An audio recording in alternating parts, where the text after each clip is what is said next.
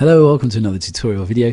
Once again, I'd just like to bring your attention to Help Me Mr. Davies' channel. Really interesting. There's a teacher here who actually presents it with a lot more life and verve than these videos, and the actual elements that he covers are really useful. So this common writing errors, and there's another one about improving your writing. I would definitely recommend them for anyone looking to move up, from the D to B category, D to C, C to B, etc., because they will iron out a lot of simple mistakes. So yeah, please go check that out and try and watch as many of them as you can, because they're really useful. Moving on to our tutorial today, then we've got the question 4. We've got AQA model material for question 4 on the reading paper. So what we're going to be doing is reading through this, looking at the examiner's comments, and we're going to be looking at the criteria from the assessment objective to see how the student, or how the candidate, has hit the criteria. This question was: compare the different ways in which language is used for effects in the two texts, give some examples, analyze what the effects are. Remember, you're going to get an almost identical question when your paper comes up, and this is our language question where we have to cross-reference and compare between two texts. So what we've got here, which is really useful and quite wise, is we've got the gap and the list technique. So where they come from exactly, I'm not sure. I'm sure gap is actually from AQA, but list I know is on the BBC Bite Size website, but I don't know, excuse me, if that's where it originated. But it's a really good way of actually remembering a range of items to discuss, and not necessarily all of them are going to be useful at one time, but it is a good way of remembering things to discuss if you want to do that. So what they stand for, just in case you don't know, are genre, audience, purpose, language, information being given, style it's written in, and the tone. So here we've got the student has actually made a breakdown of all the differences or similarities that they actually can put between them. So they've got a range of things to discuss, and here they've actually planned their essay right in the beginning. I'm going to compare the first sentences and the tone, and the middle 3 or 4 examples of language used and how it creates effect and why it's something for audience and purpose, and end I'm going to contrast the two and conclude. So that's a great plan. It looks like what they're going to be doing there is tennising the whole way through, which I mentioned for another video, where you talk about one, then the other one, then the other one, then the other, not a couple of paragraphs about one and then a couple of paragraphs about the other. This is a stronger way of writing. So let's go through it. In the third text, Everest the Hard Way, the first sentence sets the tone straight away. The tone is serious, tense, and dramatic. So that's language analysis, looking at the focus on the words and the effects, and 3 language ideas picked out. And that's always good if you use kind of, not really synonyms, but they're words that are all within the same kind of grouping. They're they're all relevant to each other. So if you can kind of do that, you're going to be picking up more, or giving yourself more of a range to pick up marks. Sorry, giving yourself more of a platform to pick up marks rather than just using one. Similarly, the first sentence of the first text, rafting on the Grand Canyon, also sets the tone. A light-hearted, feel-good tone. 2 completely different tones, but both established by the language used. So that comparison is the person answering the question. Compare the ways in which language is used for effect. So language is used to set the tone. This one's going to be light-hearted, this one's serious, well done. And they've picked out the fact that it's actually different, but they're both using language to establish that. So it's answering the question directly, it's looking at linguistic features, it's looking at the effects achieved, being light-hearted and being dramatic, etc. We haven't picked out anything yet, but obviously we're going to be doing that all the way through, I presume. In the first sentence in source 1, by using humour in the first sentence, just 2 rules: stay in the boat and stay in the boat, quotation. This creates a light-hearted effect. However, in source 3, using the short sentence, so again we've got the element there used of the structural features in sentence length. Decision was needed. Makes Boardman's piece fast moving from the beginning. The word, so again, that the effects actually mentioned there makes it fast moving. The word needed creates a sense of urgency. excuse me, and dramatic consequences. So again, they've used a platform there to actually discuss two elements rather than just one, and that's a good habit to get into because it just shows a wider range. So if you got the sense of urgency, you take along with that there's going to be dramatic consequences. You naturally infer and understand that. So writing it isn't going to do you any harm at all because it shows a slightly wider range of inference, and that's always good to know.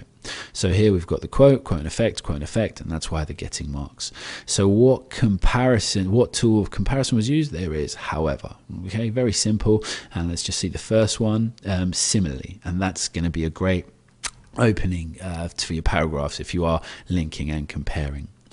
Language is used for effect. However, in source 3, using the short sentence, decision was needed, makes a piece fast moving from the beginning. The word needed creates a sense of urgency and dramatic consequences. I did just read that, apologies. Language is used for effect throughout the rest of both pieces as well. Source 1 has more of a mainstream audience, so it's actually looking at the audience for that piece. And perhaps travel readers or extreme sports enthusiasts. This means the language has to be approachable and diverse, not too specific or technical, or people wouldn't understand it. So Hyde uses words like gear to describe the equipment. Very well analysed there. Good. The examiner, or I'm agreeing with the examiner, should I say, perceptive, to describe the equipment she used. And a Disneyland-like experience as to appeal to a wide range of people and not just to people who have been or know a lot about rafting. So that's a really strong analysis of the language there in two different quotations, just to show how it's being made more generalized to a wider audience. And yeah, it was really good actually. Source 3, however, uses many more words specific to the sport. Actually, just looking at this bit and looking at this student's article here, they've actually got the article. They've got text 1 up here, text 3 here. They actually put down here it's an article. Now, language used for effect throughout. Just look through it again. It doesn't actually mention article, and like if it mentioned article in newspaper, that would have been supremely perceptive as well, because then you're linking it all the way back to the type of writing that was actually put. So that would have been one step further. But as it stands, it's still brilliantly perceptive. I just think with the other one, it would have been near flawless for what it's actually trying to get across. That again, I'm not knocking it in any way. It's brilliant. It's just that if that would have added, that would have perfectly used it, because the student, the candidate, actually mentions it here. Wants to do a more mainstream audience. So this one has a more mainstream audience, and if it just mentioned, because it's in this newspaper, etc., that would have been just one way of improving it and adding another level of perception there. And linking. Source 3, however, uses many more words specific to the sport. Words like the South Cal to the runners of ice. The language is different because the audience is different. The audience, source 3, would probably be people who are interested in survival, mountaineering, or extreme sports and situation. So Boardman uses more sports-related words, sports-specific words. Very good. Very well compared. Let's see how we open the comparison of that one. Source 3, again, however. Now, even though they've used however twice, the way that they've actually started the sentence is different. So when we looked at it earlier, and I do think this is worth noting so you can actually pick up on it, where however in source 3, and then later on source 3, however. So even though the words are the same, the structural feel and the actual writing skill involved shows that there's a range, not repeating the exact same phrase. And that's a clever change, and it's something that stops it from being repetitive. Source 3, however, uses words specific to yesterday. We've done that. I'm not going to read you another part again. Another example of language for effect would be where Boardman uses the word, and that's brilliantly referencing the question. Okay, so how they use it and what the effects are, language and effect. So it's really clever to do that. Language is used for effect in the rest of language. Another example of language used for effect would be Boardman uses the words "it was a miracle." By using these words, he makes the situation seem extremely helpless, except by some unknown miracle. This creates a serious and almost jubilant effect, as it puts the story in a happier light, as Boardman and his Sherpa now have someone helping them. So again, the effects of language are actually analysed, but then he goes a step further by being perceptive, saying or tying it into the actual elements of the story. Finally, source 1 uses words like white knuckle, roller coaster ride, and these words create the image of her experience and the emotions she had. being similar to riding a roller coaster and being so scared that you hold on until your knuckles go white. Well interpreted, very valid. Now that might have seemed quite obvious to you, well obviously the white knuckle, but explaining it does you no harm at all, because that's showing that you're not just picking it up and you know that should mean something. Here the candidate has actually really isolated exactly what it means, and especially in the holding on so tight until your knuckles go white. Because Hyde's purpose for writing is different to Boardman's, she can use less formal and much more light-hearted language. This explains her humorous analogy of river rafting. Well done. So that's an overall summary of the use of language. In conclusion, I think that in source 3, Boardman's language is much more serious and dramatic due to the tone of his piece, his audience, and his purpose, writing to recall. Very well noted.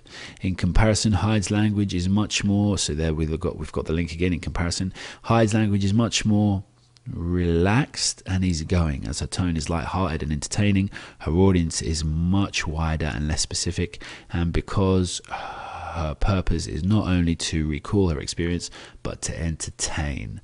So that's super. Comparison made, conclude, interpretation. So you can see, like, just from all of the items that actually come across here. So we've got the quoting in effect. So if we look up here, we've got read and understand, selecting material appropriate to purpose, making comparison, cross-referencing, picking up things from different sources. Yep. And then for the second one, we've got all the quote effect, explaining how well writers use language. That's been done several times. Looking at grammatical features. Well, we really looked at linguistic features, which are more of the focus of this, and structural features when we talked about the sentence length, for example, just one example, and then the effects and, excuse me, sorry, I got a cold, guys, apologies, excuse me. The effects and the engaging influence the reader, that's mentioned many times, and supporting it with textual references. So it's done to death, and this is really clear. So we've got the language, quote and effect, audience notive, perceptive, quote use, effects of language, perceptive, interpretation, concludes, comparison made. So when you write your response, or especially when you're doing your practice responses, if you try and look through it and actually see, well, where do I actually get marks? Where would the examiner write these kind of things? Now you'll look, if I actually scroll up through the whole way, if I scroll up just to the top, and this is a worthy addition just as we're going through, you'll find that a lot of the actual words used are quite similar. So understanding, interpretation, understanding, interpretation, perceptive, interprets, understanding, effective, perceptive, understanding, links, perceptive, understanding, effect, quote, understand, sorry, that one there, understanding. I know this is boring for you to go through, so I'll stop now, but if you go through it, or go through all the videos that we've done, everything is actually all about quote, effect, perceptive, detailed. There's a couple of questions. Question 2, you're looking at more links, and question 4, you're looking at more links, and question 4, you're looking perhaps also at well, in this case, the audience. I definitely would mention that if you had the chance and the skill to. But again, you see just perceptive, detailed, perceptives.